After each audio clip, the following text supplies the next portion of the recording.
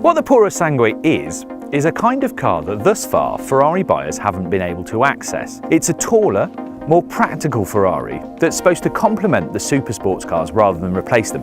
Think of it as a kind of Lamborghini Urus, Aston Martin DBX, or maybe even a Porsche Cayenne Turbo S rival. Because Ferrari insists that Purosangue is not an SUV, it's an FUV, a Ferrari utility vehicle.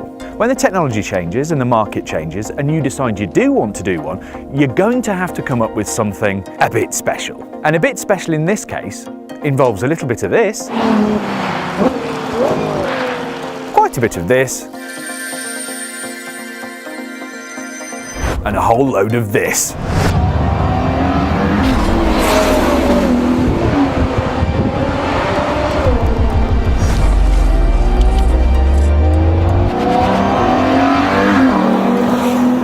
So what have we got? Well, it's actually a car that's quite a bit smaller than you think for a start, because it's just not on the same scale as an Urus or a DBX. In fact, it's quite a lot shorter, very much lower, but just a smidge wider, so it's quite four square, quite chunky.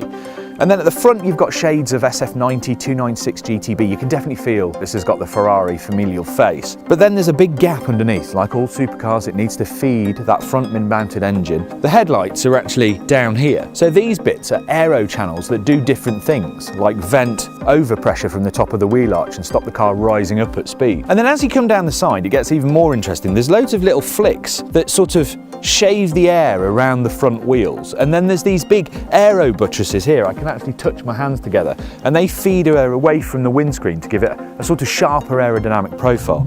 It's got 22-inch wheels at the front and 23-inch wheels at the back, and coupled with a low nose and kind of big back, it gives it a kind of sprinty, quite aggressive stance. It always looks like it wants to go fast. And then in profile, you really do notice this big black wheel arch that runs then along the sills of the car and over the back wheel arch. And actually, these big haunches are massive. It's got really big thighs. Look at these, which are really muscular, are very racehorsey. There's more aero flicks, more gap, so you see lots of little aerodynamic aids all the time. And then at the rear, again, Ferrari familiar, so you get shades of SF90, 296 GTB, that sort of stuff. There's a little spoiler up here, which is interesting, because if you look underneath it, the spoiler has little under spoilers. Now they're supposed to accelerate the air over the rear windscreen and keep it clean because it hasn't got a rear windscreen wiper. In my experience, in the conditions that we've been having here this week, I think it's actually quite nice at the rear. Is it successful overall?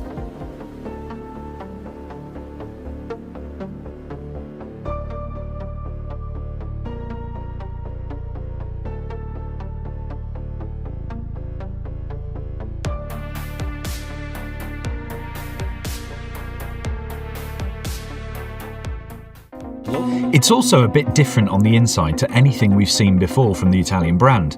For a start, there are 4 seats and 4 doors. Front doors like this, rear doors like this. Now Ferrari calls them comfort doors, and a pillarless option was actually considered, but it made the Purosangue a little bit too wobbly, so this was the solution they came up with. And actually, there's quite a bit more space in the back than you think, and it's a lot easier to get into than it looks. And actually, although you wouldn't want to be too tall or have massive feet, there is quite a lot of space. This is me behind my own driving position. And then when you want to shut the door, you just press a button. Just look at this. Now, Ferrari could have just taken one of the dashes from one of its sports cars and plonked it in here, but it doesn't feel like it has. It's got a twin cockpit arrangement, so it's kind of mirrored over in the passenger side, and the passenger has their own screen to play with, so they can alter the music, sort the sat-nav out, and all that kind of stuff.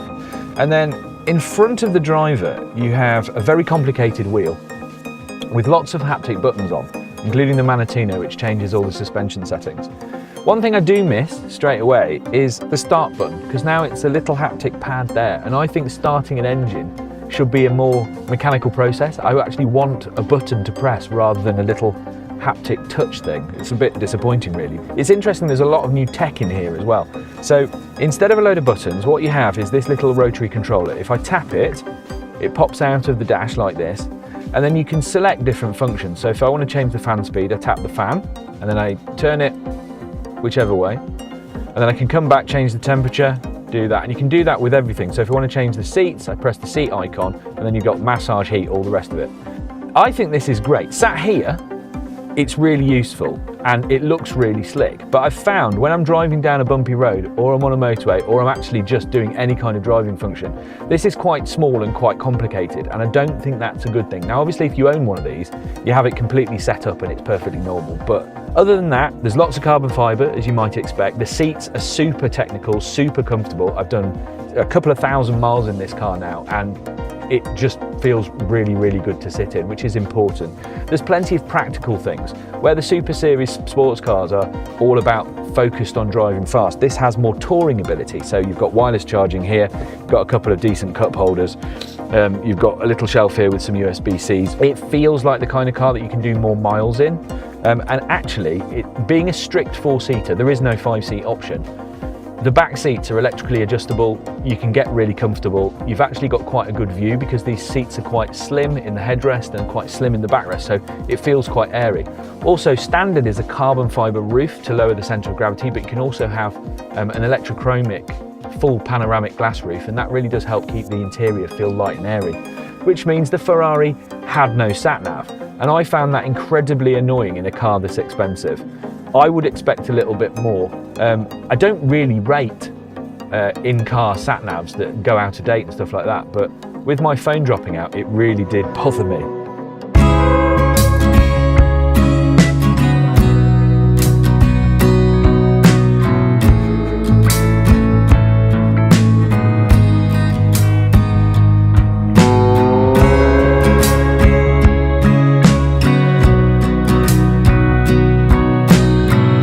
Isn't huge, but if you do a little bit of Jenga and pull some of the trim pieces around a little bit, so you take this false floor out, there's actually a good space under there. The back seats automatically fold flat. Now it's not a perfectly flat surface, but it does give you a good old space in which to chuck stuff. Ferrari's also going to do a set of accessories for carrying things like bikes and skis, so it does suggest. But the main event for the Purosangue has to be the fact that it remains resolutely analog in the engine department. There's no hybrid, there's no electricity apart from the 48-volt system that supports the active dampers. This is pure, unadulterated, naturally aspirated V12 power, and it is glorious. The panoramic roof that helps lighten the interior costs roughly the same as a brand new Dacia Duster at 12.5 grand. Of course, we know this engine. 6.5 litres, 12 cylinders, 715 brake horsepower at 7,750 RPM. And it's also got 528 pounds-feet of torque. But it's worth noting that 80% of that torque is ready to go at 2,100 RPM, so it never feels short of grunt.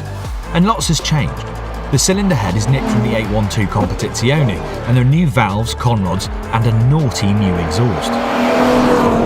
Really send it, and you're looking at hitting 62 miles an hour from rest in 3.3 seconds, and up to 193 miles an hour top speed, so it is not going to get embarrassed by much short of a proper supercar.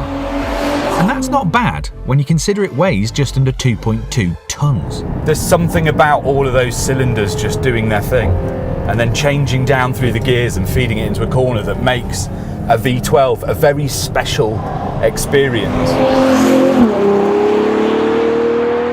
Where all the other fast big things that other manufacturers produce always feel like very fast SUVs, the Purosangue doesn't feel related to something else. It really does feel like its own thing, which is exactly what the company was hoping to achieve.